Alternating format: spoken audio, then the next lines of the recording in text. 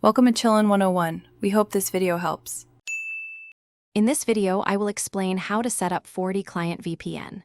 First, you'll need to download the FortiClient software directly from the Fortinet website. It's crucial to verify that your computer's operating system meets the specified minimum requirements before proceeding.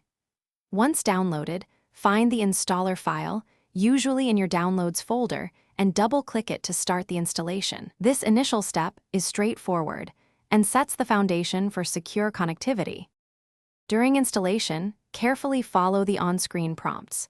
You will need to accept the license agreement to continue.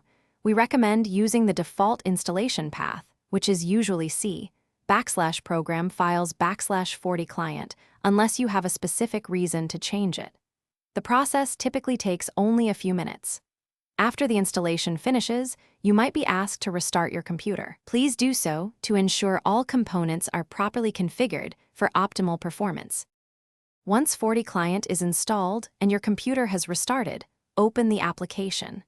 Navigate to the Remote Access section and click to add a new connection. You'll need to specify the VPN type, usually SSL VPN, and give your connection a descriptive name.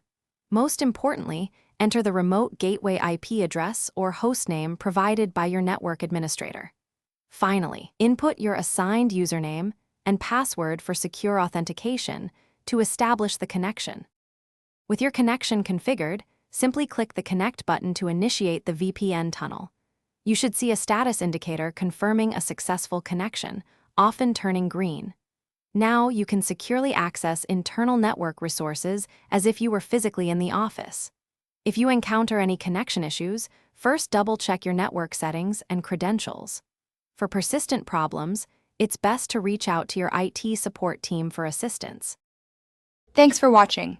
Consider subscribing if we helped you.